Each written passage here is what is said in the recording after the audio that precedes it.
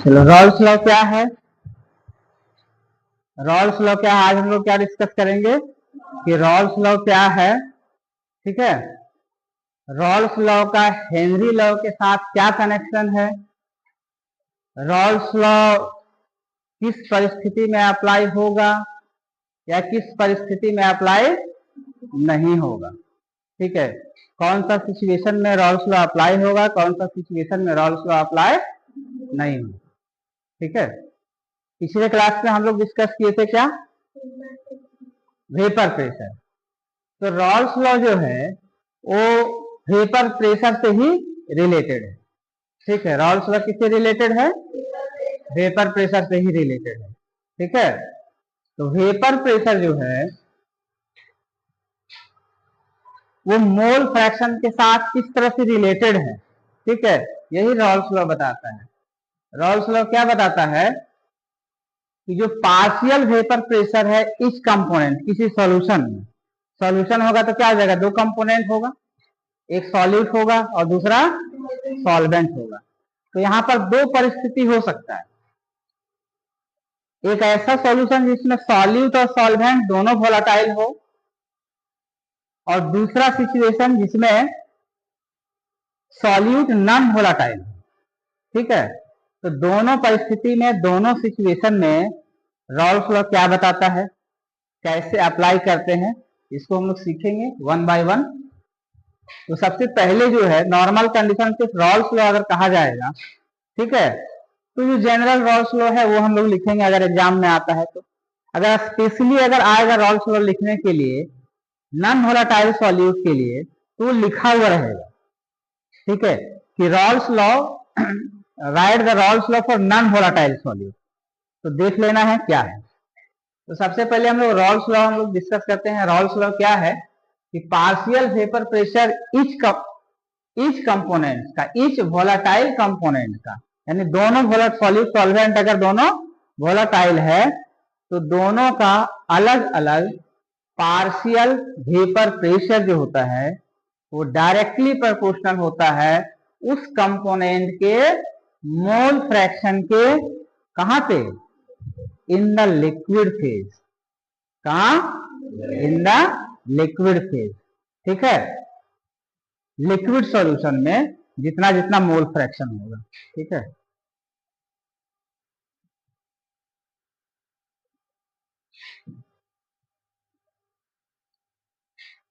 यही Rawls law बताता है कि पार्शियल वेपर प्रेशर जो होगा वो ईच वोलेटाइल कंपोनेंट का वो क्या होता है, सॉल्यूशन का, ये डायरेक्टली प्रोपोर्शनल होगा है किसके, इसके मोल फ्रैक्शन में, कहां पे, इन द लिक्विड। ये ध्यान रखना है, क्योंकि इवेपोरेशन भी हो रहा है तो वेपर फेज में भी मोल फ्रैक्शन होगा, लिक्विड फेज में भी मोल फ्रैक्शन होगा। ठीक है, जैसे मान लेते हैं कि एक सॉल्यूशन है, इसमें दो कंपोनेंट है। ठीक है, एक मॉलिक्यूल है किसका, सॉल्यूट का, और दूसरा मॉलिक्यूल सॉल्वेंट का। ठीक है, वेपर जब बनेगा, वेपर जब बनेगा ये हो गया लिक्विड, लिक्विड से जब वेपर में कन्वर्ट होगा तो वेपर में भी क्या होगा, दोनों का कंपोनेंट होगा, सॉलिड का भी और सॉल्यूट का भी और सॉल्वेंट का भी। तो ये मोल फ्रैक्शन किसका बात कर रहा है, लिक्विड फेज में। कहां पे, लिक्विड फेज में जो मोल फ्रैक्शन होगा हर एक कंपोनेंट का उसके डायरेक्टली प्रोपोर्शनल होता है। ठीक है, अब यहाँ एक चीज आ रहा है, partial vapour pressure. Partial vapour pressure से क्या समझते हो, पार्शियल वेपर प्रेशर कहां अप्लाई होगा, जहां एक से ज्यादा कंपोनेंट होगा, मिक्सचर जहां पे होगा। पार्शियल मीन्स मिक्सचर में। ठीक है, तो सॉल्यूशन भी क्या है, मिक्सचर है। यहां दो कंपोनेंट है, एक सॉल्यूट है, दूसरा सॉल्वेंट है। ठीक है, तो सॉल्यूट का जो सॉल्यूट और सॉल्वेंट दोनों का वेपर रहेगा, तो सॉल्यूट का जो वेपर प्रेशर होगा वो पार्शियल वेपर प्रेशर सॉल्यूट का कहलाएगा, सॉल्वेंट का जो वेपर प्रेशर होगा वो partial vapour pressure of solvent कहलाएगा। और उसके लिए जो डिनोट करते हैं हम लोग, वो क्या चीज से डिनोट करते हैं? प्रेशर के लिए P, और सबस्क्रिप्ट में लिखते हैं दो कंपोनेंट के लिए, जिस कंपोनेंट का वेपर प्रेशर होगा। मान लेते हैं यहाँ A प्लस B है, तो A के लिए जो पार्शियल वेपर प्रेशर होगा वो PA से डिनोट किया जाएगा, और जो दूसरा कंपोनेंट है B, उसका जो पार्शियल वेपर प्रेशर होगा उसको किससे डिनोट करते हैं? PB से। जनरली हम लोग क्या लेते हैं, या यहाँ पर हम लोग B को सॉल्यूट कंसीडर करेंगे और A को सॉल्वेंट कंसीडर करेंगे। ठीक है, तो रॉल्स लॉ के आधार पर दैट इज क्या हो जाएगा, A का जो पार्शियल वेपर प्रेशर होगा वो डायरेक्टली प्रोपोर्शनल होगा किसके? A का मोल फ्रैक्शन इन लिक्विड। ठीक है, उसी तब जब यहाँ पर प्रोपोर्शनलिटी साइन जब हटाते हैं तो एक कांस्टेंट आता है। यहाँ क्या आता है? इस कांस्टेंट को कहा जाता है P नॉट A। इस कांस्टेंट को क्या कहते हैं? P not A। P not A क्या है? ये नॉट लग गया मतलब प्योर, नॉट लग गया मतलब प्योर है, वो प्योर वेपर प्रेशर है। क्या है? Pure vapour pressure. किसका? जो सबस्क्रिप्ट है उस कंपोनेंट का। अगर P नॉट A है मतलब A का pure vapour pressure, P not B है यानी दूसरा कंपोनेंट B का प्योर वेपर प्रेशर। प्योर मतलब क्या हो गया? प्योर पोटेंशियल, टोटली 100% एक ही कंपोनेंट होगा। 100% क्या होगा? एक ही कंपोनेंट होगा। जैसे मान लेते हैं सपोज कि सॉल्यूशन हमारा वाटर प्लस इथानॉल है। वाटर प्लस, मान लो कि A है वाटर और B है इथानॉल। ठीक है, तो सिर्फ A के कारण, सिर्फ वाटर के कारण जो वेपर प्रेशर होता है ये क्या कहलाता है? Pure vapour pressure. ठीक है, वो क्या कहलाएगा? Pure vapour pressure of A, P not A। उसी तरह से सिर्फ B लेंगे, सिर्फ इथानॉल अगर लेते हैं, सिर्फ इथानॉल अगर लेते हैं और उसके कारण जो प्रेशर अराइज होगा, वेपर प्रेशर जो अराइज होगा वो क्या कहलाएगा? Pure vapour pressure of B। समझ गए? तो जिस तरह से A के लिए अप्लाई होता है उसी तरह से B के लिए अप्लाई होगा। PA directly proportional to mole fraction of A and PB directly proportional to mole fraction of B। ठीक है, यहां भी प्रोपोर्शनलिटी साइन हटाएंगे तो क्या हो जाएगा? PB is equal to P not B into mole fraction of B। ठीक है, PA PB क्या है? P not A P not B क्या है? ठीक है, काई A काई B क्या है? PA PB को क्या कहेंगे? Partial vapour pressure of liquid A and B। PA को कहेंगे partial vapour pressure of A, PB को कहेंगे partial vapour pressure of B। ठीक है, उसी तरह से P not A P not B क्या कहलाएगा? Pure vapour pressure of liquid A and pure vapour pressure of liquid B। समझ गए? और काई A काई B क्या कहलाएगा? मोल fraction of A and mole fraction of B, लेकिन कहां पे? In liquid. ठीक है, mole fraction of A and mole fraction of B in liquid phase. ठीक है, इन लिक्विड फेज, वेपर फेज में नहीं, कहां पे? Liquid phase. समझ गए? तो रॉल्स लॉ समझ गए क्या है? अगर दोनों कंपोनेंट वोलेटाइल अगर होता है तो रॉल्स लॉ क्या होता है? किसको कहेंगे? रॉल्स लॉ क्या डिफाइन करता है? रॉल्स लॉ क्या बताता है कि जो पार्शियल वेपर प्रेशर है वो कंपोनेंट के कंपोजिशन के साथ किस तरह से वेरी करता है। पार्शियल वेपर प्रेशर जो इच कंपोनेंट है उसके कंपोजिशन के साथ कैसे वेरी करता है? कंपोजिशन यानी कि मोल फ्रैक्शन। कंपोजिशन किसको कहते हैं? Mole fraction. ठीक है, परसेंटेज को मोल परसेंट, मोल फ्रैक्शन। ठीक है, ए का जितना मोल फ्रैक्शन होगा बी का जितना मोल फ्रैक्शन होगा। ठीक है, तो लिक्विड फेज में जो कंपोजिशन है उसके साथ कैसे वेरी करता है।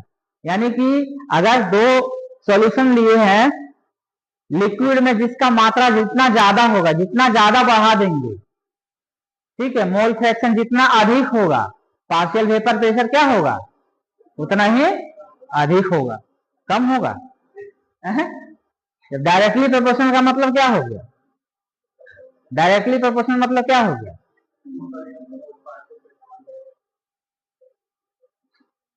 एक कंपोनेंट अगर बढ़ता है तो इसके रिस्पेक्ट में दूसरा भी, अगर मोल फ्रैक्शन ए का बढ़ता है तो partial pressure, partial vapour pressure A का बढ़ेगा। मोल फ्रैक्शन ऑफ बी अगर बढ़ता है तो पार्शियल वेपर प्रेशर बी का बढ़ेगा। ठीक है, अब ये देखो एक स्ट्रेट लाइन के जैसा है कि नहीं, कैसा है, P is equal to P not A x A है, काई पढ़ते हैं उसको। ठीक है, तो क्या होगा, इसको हम लोग ग्राफ भी ड्रॉ कर सकते हैं, vapour pressure versus mole fraction, vapour pressure versus mole fraction. कैसा ग्राफ होगा, स्ट्रेट लाइन ग्राफ होगा। ठीक है, दोनों के लिए, दोनों कंपोनेंट के लिए ओरिजिन से पास करता हुआ क्या होगा, स्ट्रेट लाइन होगा, समझ गए। और स्लोप जो होगा वो क्या होगा, यहाँ स्लोप क्या होगा,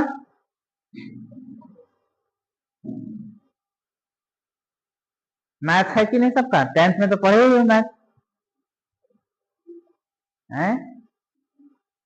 y बराबर mx में स्लोप क्या होता है,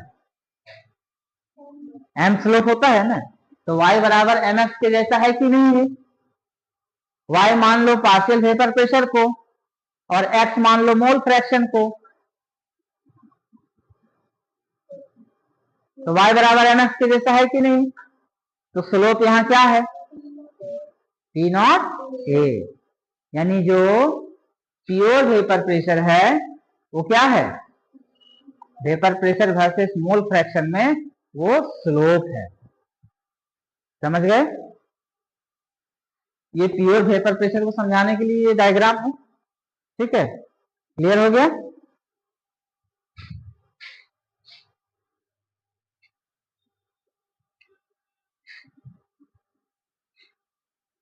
अब vapour pressure of solution, vapour pressure of solution, solution का वेपर प्रेशर। अब सॉल्यूशन में कितने कंपोनेंट हैं, दो कंपोनेंट, क्या क्या, सॉल्यूट सॉल्वेंट, यानी यहां पर एग्जांपल में लिए ए और बी दो कंपोनेंट, यहाँ क्या है, ए और बी। ठीक है, अब जब इवेपोरेशन होगा तो वेपर दोनों का आएगा, वेपर क्या होगा, दोनों का आएगा, ये हो गया ए, ठीक है, ये हो गया बी। सिर्फ अगर ए रहता है तो क्या हो जाएगा, यहाँ ए का वेपर प्रेशर होगा और इसमें, और दोनों को मिक्स कर देंगे तो क्या होगा, अगर ए लेते हैं तो यहाँ वेपर किसका रहेगा, केवल ए का, और अगर बी लेते हैं तो वेपर किसका होगा, केवल बी का। और अगर दोनों को मिला देंगे, मिक्स कर देंगे, ए और बी दोनों को अगर मिक्स कर देते हैं तो यहाँ जो वेपर बनेगा वो किसका किसका होगा, ए और, इसमें केवल ए का वेपर प्रेशर है, इसमें केवल बी का वेपर प्रेशर है, इसमें ए का भी है और बी का भी है, ए का भी वेपर मॉलिक्यूल है और बी का भी वेपर मॉलिक्यूल्स है। ठीक है, तो अगर सॉल्यूशन होता है तो सॉल्यूशन में तो टोटल वेपर प्रेशर आएगा। अगर प्योर कंपोनेंट लेते हैं तो किसी एक कंपोनेंट का वेपर प्रेशर होता है, लेकिन जब मिक्स कर देते हैं तो दोनों कंपोनेंट का वेपर प्रेशर होता है। ठीक है, तो जो वेपर प्रेशर ऑफ सॉल्यूशन है वो क्या होगा, कैसे डिटरमाइन करेंगे उसको। ठीक है, वेपर प्रेशर ऑफ सॉल्यूशन कैसे डिटरमाइन किया जाता है, तो इसके लिए डाल्टन्स लॉ लगता है। कौन सा लॉ, डाल्टन्स लॉ। ठीक है, Dalton's law of partial pressure. ठीक है, Dalton's law of partial pressure 11th में पहले केमिस्ट्री में था, गैसियस स्टेट उसमें पढ़ना था। ठीक है, वो शायद फिजिक्स में था इसलिए शायद हटा दिया, फिजिक्स में पढ़े हो, डाल्टन्स लॉ था पढ़ना, फिजिक्स में नहीं, इंपॉर्टेंट चैप्टर हट गया, क्या करोगे।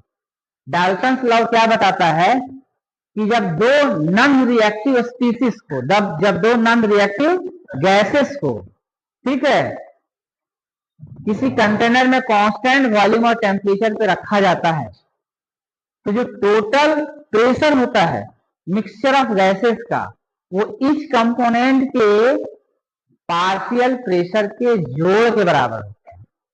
पार्शियल प्रेशर के जोड़ के बराबर होता है।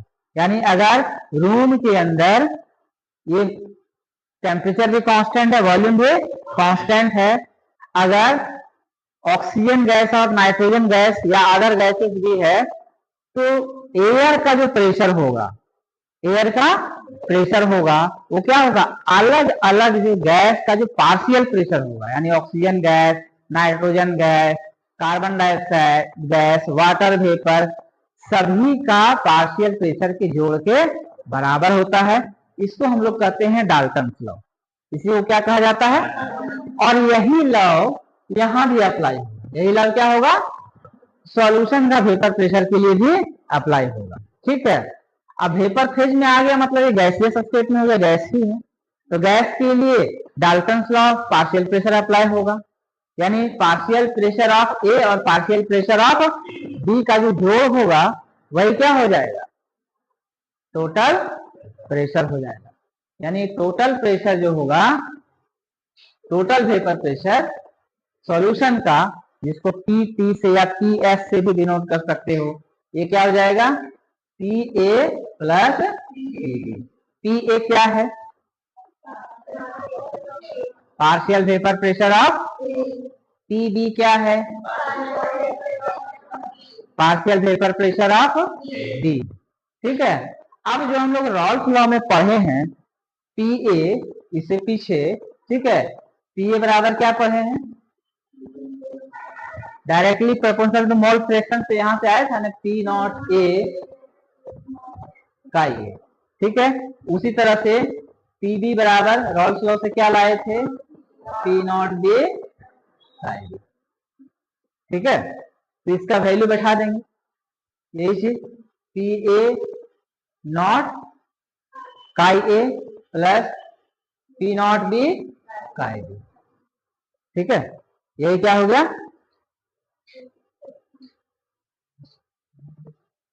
यही क्या हो गया, total vapour pressure of solution. समझ गए, इस पर न्यूमेरिकल भी आता है, बहुत ही इंपॉर्टेंट फॉर्मूला है ये एग्जाम में भी आता है, इस बार भी शायद आया था, हर साल पूछता ही है।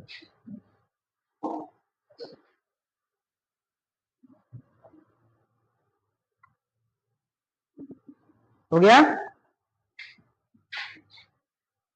समझ गए ना, कोई दिक्कत,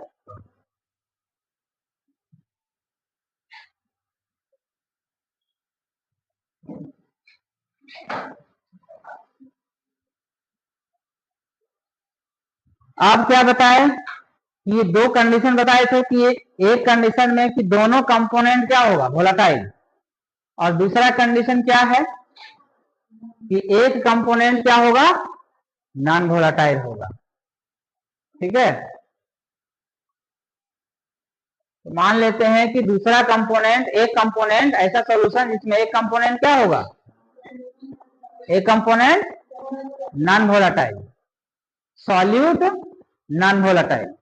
नॉन वोलेटाइल सॉल्यूट क्या है, पिछले क्लास में बताए थे,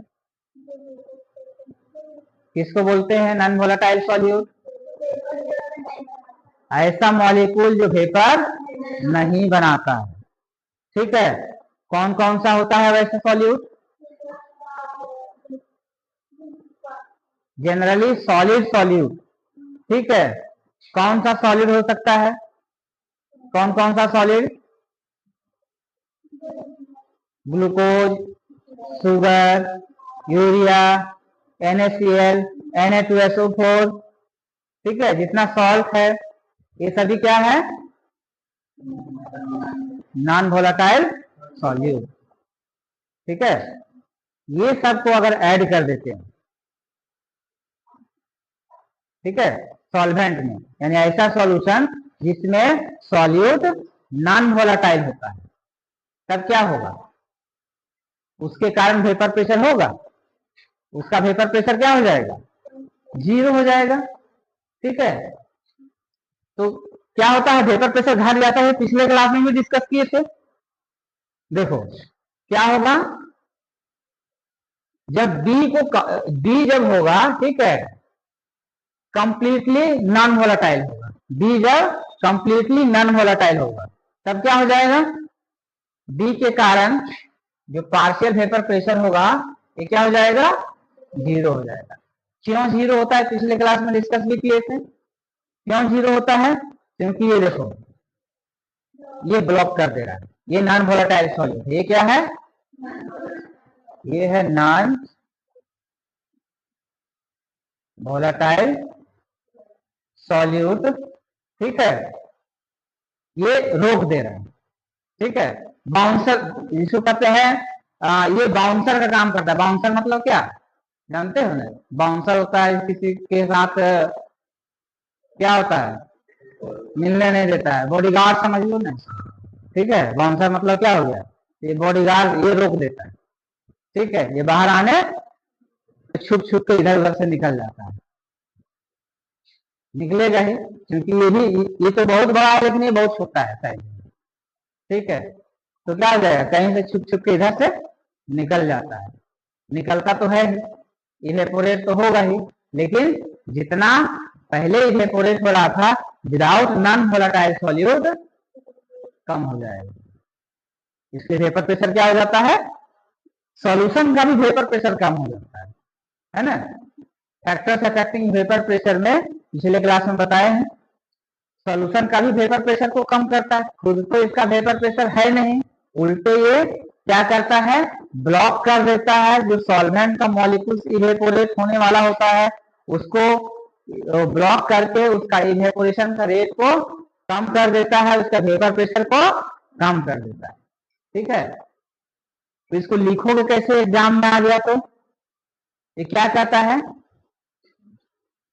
जो relative lowering of vapour pressure क्या है, relative lowering of vapour pressure जो होता है वो इक्वल टू होता है किसके, mole fraction of non volatile solute. ठीक है, ये स्टेटमेंट है, Raoult's law for non volatile solute का ये स्टेटमेंट है। क्या बताता है कि relative lowering of vapour pressure is equal to mole fraction of non volatile solute. ये है Raoult's law for non volatile solute. अगर आ गया लिखने के लिए write the Raoult's law for non volatile solute, तो क्या लिखोगे, according to this law relative lowering of vapour pressure is equal to mole fraction of non volatile solute. ये तो स्टेटमेंट हो गया, लेकिन ये स्टेटमेंट आया कैसे, और इसमें जो अलग अलग टर्म्स है इसको समझेंगे क्या होता है। Relative lowering of vapour pressure क्या है, लोअरिंग ऑफ वेपर प्रेशर क्या है। ठीक है, relative lowering of vapour pressure क्या होता है, लोअरिंग ऑफ वेपर प्रेशर क्या होता है। ठीक है, लोअरिंग ऑफ वेपर प्रेशर क्या है, तो लोअरिंग ऑफ वेपर प्रेशर नाम से समझ में आ रहा होगा। Lowering of vapour pressure means क्या, वेपर प्रेशर का लो हो जाना। ये फैक्टर्स में भी पढ़े हैं, in presence of non volatile solute vapour pressure decreases, vapour pressure decreases, vapour pressure lowers. ठीक है, वेपर प्रेशर क्या होता है, लोअर हो जाता है, डिक्रीज हो जाता है, कम हो जाता है, यानी नॉन वोलेटाइल सॉल्यूट है इसलिए वेपर प्रेशर क्या हो जाएगा, कम हो जाएगा। ठीक है, रिलेटिव लोअरिंग, रिलेटिव मतलब किसी से तुलना करेंगे, किसी से, तो किसकी तुलना में, तो प्योर सॉल्वेंट की तुलना में, किसकी तुलना में, प्योर सॉल्वेंट की तुलना में। ठीक है, तो किसी से तुलना करते हैं तो उसका कितना गुना है, तो मल्टीप्लाई होता है ना, और उसी को फैक्टर में निकालते तो उसी डिवाइड हो जाता है। इसलिए relative lowering of vapour pressure क्या होगा कि lowering of vapour pressure divided by vapour pressure of pure solvent, इसको कहते हैं relative lowering of vapour pressure.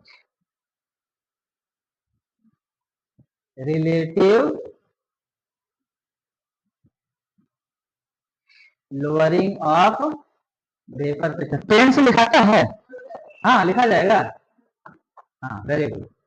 Relative lowering of vapour pressure बराबर क्या हो जाएगा, lowering of vapour pressure means क्या हो गया, किसका लोअर हो जा रहा है वेपर प्रेशर, सॉल्यूट तो खुद ही उसका वेपर नहीं बन रहा है, तो सॉल्वेंट का वेपर प्रेशर लो होगा। ठीक है, तो सॉल्वेंट का वेपर प्रेशर क्या है, पी नॉट ए। ठीक है,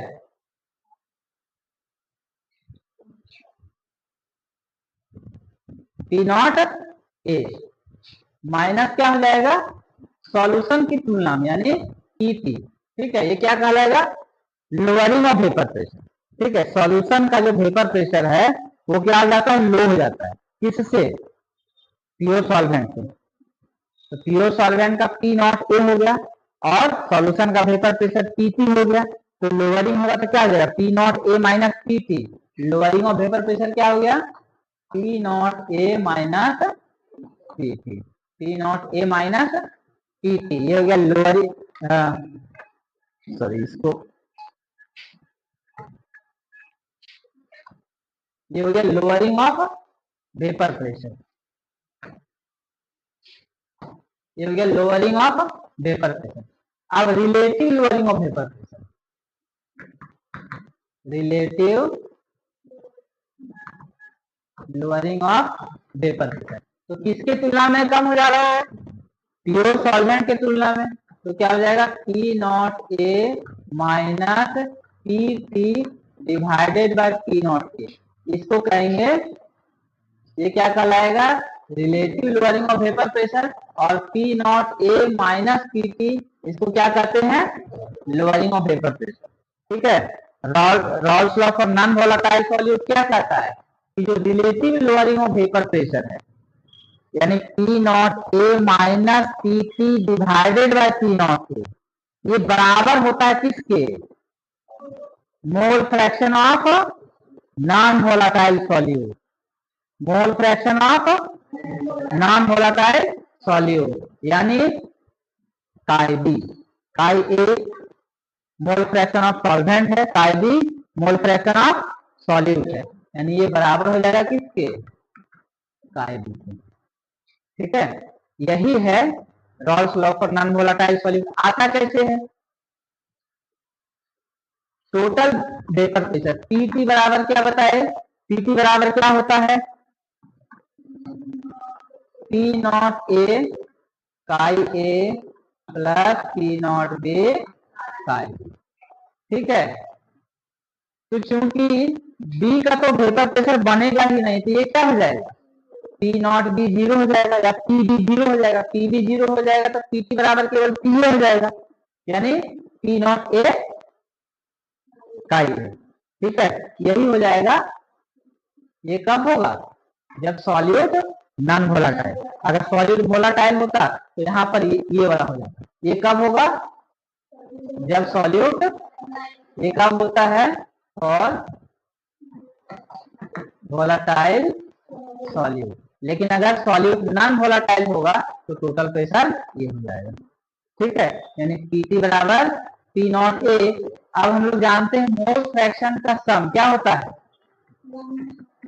काई ए प्लस काई बी बराबर क्या होता है, 1 होता है कि नहीं, तो काई ए को हम लोग क्या लिख सकते हैं, काई ए बराबर 1 माइनस काई बी। ठीक है, बी का इन्वॉल्वमेंट जरूरी है, नहीं भी गुस्सा जाएगा कि हम तो ऐसे ही वेपर में नहीं है, हमारा नामो निशान मिटा दिए। ठीक है, इसलिए इसको लाने के लिए क्या करना है, मोल फ्रैक्शन ऑफ ए का relation mole fraction of B के साथ है। ठीक है, इसलिए मोल फ्रैक्शन ऑफ बी बराबर क्या हो जाएगा, 1 minus mole fraction of A.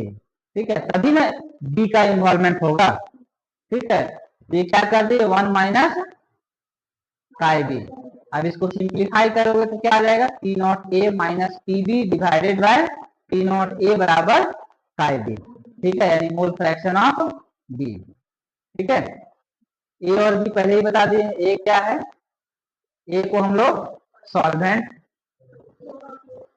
Solute and solvent उल्टा लिखा गया, इसको सुधार लोगे, ए यहाँ पर क्या मान लिए, ठीक है, इसको ठीक कर लेना, ए क्या है, सॉल्वेंट है और बी क्या है, सॉल्यूट है। ठीक है, ए सॉल्वेंट है और बी सॉरी, हाँ, ए सॉल्वेंट हो गया और बी क्या हो गया, सॉल्यूट हो गया। ठीक है, Raoult's law for non volatile solute, समझ गए? आगे बढ़े, आगे बढ़ जाए।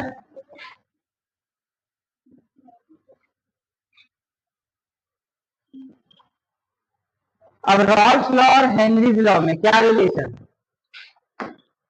रॉल्स लॉ और हेनरीज लॉ में क्या रिलेशन?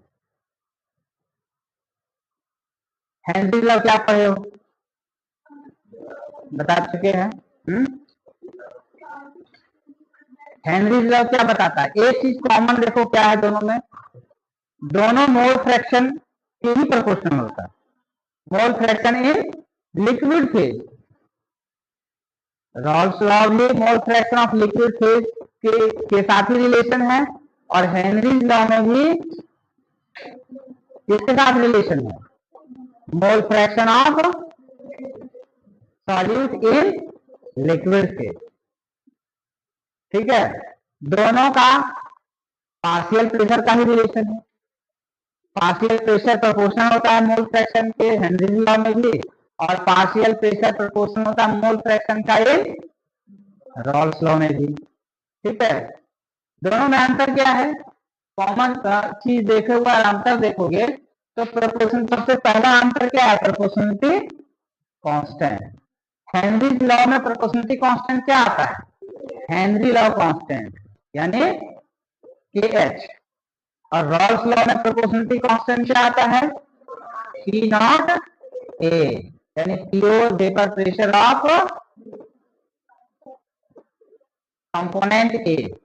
ठीक है, ये जो भी है A या B। ठीक है, दोनों का अंतर जो है वो डायरेक्शन में। ठीक है, डायरेक्शन में क्या, एक में क्या होता है कि गैस डिसॉल्व हो रहा है। ठीक है, हेनरी लॉ में सॉल्युबिलिटी को बताता है, हेनरी लॉ क्या बताता है, solubility of gas in liquid, यानी जो सॉल्यूट है उसको इन कर रहे हैं, डायरेक्शन क्या है, inward toward the solution, toward the solution. जितना ज्यादा सॉल्यूट, जितना ज्यादा प्रेशर देंगे, प्रेशर अप्लाई करेंगे, उतना ज्यादा गैस जो होगा सॉल्यूशन में मिक्स होगा, सॉल्यूशन के अंदर जाएगा। ठीक है, और रॉल्स लॉ क्या कहता है, वहां तो कहता है कि जितना ज्यादा मोल फ्रैक्शन होगा सॉल्यूट का, उतना ज्यादा वेपर बनेगा, उतना ज्यादा, हाँ, जितना ज्यादा मोल फ्रैक्शन सॉल्यूट का होगा उतना ज्यादा वेपर बनेगा। ठीक है, यानी कि इसका डायरेक्शन अपोजिट है। ठीक है, ये वेपर बन रहा है और इसमें ये गैस बना रहा है और ये गैस डिजॉल्व कर रहा है, यही अंतर है। बाकी दोनों क्या है, mole fraction in liquid phase के प्रोपोर्शनल है, प्रेशर पार्शियल प्रेशर प्रोपोर्शनल किसके, मोल फ्रैक्शन ऑफ लिक्विड। समझ गए? हेनरीज लॉ और रॉल्स लॉ में क्या सिमिलरिटी है, क्या डिसिमिलरिटी है। ठीक है, अब रॉल्स लॉ का लिमिटेशन क्या है, लिमिटेशन ऑफ रॉल्स लॉ। ठीक है, पहला ये अप्लाई होता है किसके लिए, सिर्फ आइडियल सॉल्यूशन के लिए, अगली क्लास में डिस्कस करेंगे आइडियल नॉन आइडियल सॉल्यूशन। ठीक है, नॉन आइडियल है तो रॉल्स लॉ से वो किस तरह से डेविएट करता है, positive deviation, negative deviation, next class में डिस्कस करेंगे। ये क्या है कि ये किसके लिए अप्लाई होगा, केवल आइडियल सॉल्यूशन के लिए, नॉन आइडियल सॉल्यूशन के लिए रॉल्स लॉ अप्लाई नहीं होता है। ठीक है, दूसरा ये डाइल्यूट सॉल्यूशन के लिए अप्लाई है, किसके लिए अप्लाई होगा, डाइल्यूट सॉल्यूशन के लिए, यानी जिस सॉल्यूशन में सॉल्यूट का कंसंट्रेशन कम होगा, लो कंसंट्रेशन ऑफ सॉल्यूट। ठीक है, उसके लिए अप्लाई होगा। ठीक है, हाईली कंसंट्रेटेड सॉल्यूशन होगा तो वहां पर अप्लाई नहीं होगा। ठीक, तीसरा अगर कोई केमिकल रिएक्शन हो रहा है सॉल्यूट और सॉल्वेंट अगर केमिकल रिएक्शन कर रहा है और केमिकल रिएक्शन करके कोई दूसरा सब्सटेंस का फॉर्मेशन कर रहा है, तो वहां पर रॉल्स लॉ अप्लाई नहीं होगा। क्लियर हो गया? तो अगर मान लो कि एक कंपोनेंट लेते हैं हाइड्रोक्लोरिक एसिड और दूसरा कंपोनेंट लेते हैं सोडियम हाइड्रोक्साइड, तो बताओ इसमें रॉल्स लॉ अप्लाई होगा या नहीं होगा? नहीं होगा। क्यों? दोनों केमिकल रिएक्शन करेगा, सॉल्ट और वाटर का फॉर्मेशन करेगा दोनों, इसलिए क्या है HCl प्लस सोडियम हाइड्रोक्साइड का सॉल्यूशन होगा, वहां पे रॉल्स लॉ अप्लाई नहीं होगा। ठीक है? आइडियल नॉन आइडियल बताएंगे तो वहां पर बताएंगे वहां कौन सा आइडियल है कौन सा नॉन आइडियल है। ठीक है? बहुत ज्यादा कंसंट्रेशन होगा, मान लो कि 40% है NaCl और वाटर का सॉल्यूशन। ठीक है? हाईली कंसंट्रेटेड है, वहां पर अप्लाई होगा नहीं होगा। ठीक है? रिएक्शन आ जाएगा, केमिकल रिएक्शन होगा वहां नहीं होगा। ठीक है? जहां पे मॉलिक्यूल्स डिसोसिएट या एसोसिएट हो जा रहा है, जहां मॉलिक्यूल डिसोसिएट हो जा रहा है या एसोसिएट हो जा रहा है, वहां पर भी रॉल्स लॉ अप्लाई नहीं होगा। डिसोसिएशन और एसोसिएशन के केस में रॉल्स लॉ अप्लाई नहीं होगा। ठीक है? यही था रॉल्स लॉ। रॉल्स लॉ का हेनरी लॉ के साथ क्या रिलेशन है? वोलेटाइल और नॉन वोलेटाइल सॉल्यूट के लिए क्या होगा रॉल्स लॉ? ठीक है? और लिमिटेशन क्या है रॉल्स लॉ? क्लियर हो गया? कोई डाउट? एसोसिएशन और डिसोसिएशन, गुड। ठीक है? डिसोसिएशन मीन्स जैसे मान लो कि सोडियम क्लोराइड NaCl, ठीक है? तो NaCl क्या होगा? डिसोसिएट होगा तो क्या देगा? Na प्लस और Cl माइनस। ठीक है? तो ये क्या रहा है? डिसोसिएट हो रहा है, जनरली सॉल्ट है, तो इसके लिए अप्लाई होता है तो उसमें एक फैक्टर लगता है, आगे पढ़ेंगे इसी चैप्टर में पढ़ेंगे, वांट ऑफ फैक्टर। ठीक है? वांट ऑफ फैक्टर वहां पर अप्लाई होता है, तो इसको बोला जाता है डिसोसिएशन। एसोसिएशन क्या होता है? एसोसिएशन मीन्स मान लो कि एक मॉलिक्यूल है CH3COOH, ठीक है? और इसका दो मॉलिक्यूल है, इसका कितना मॉलिक्यूल है? और दोनों मॉलिक्यूल क्या हो रहा है कि हाइड्रोजन बॉन्ड से एसोसिएट हो गया और मिलकर के बना लिया वो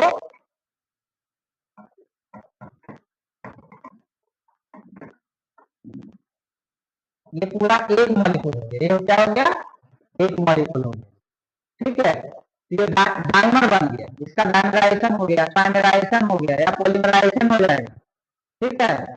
जहां मॉलिक्यूल्स एसोसिएट कर जाता है, ठीक है, वहां भी अप्लाई नहीं होगा, इसी को कहा जाता है एसोसिएशन, इसको कहते हैं डिसोसिएशन। ठीक है? और जो कंसंट्रेशन टर्म्स बताए थे, फॉर्मेलिटी, फॉर्मेलिटी जो आया है वो यही सब के लिए आया है। ठीक है? जहां एसोसिएशन और डिसोसिएशन होगा वहां मोलरिटी की जगह पर फॉर्मेलिटी यूज करते हैं, फॉर्मूला मास वहां यूज करते हैं। ठीक है?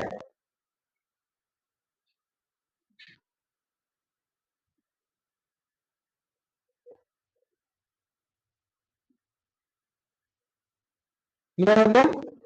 और कुछ?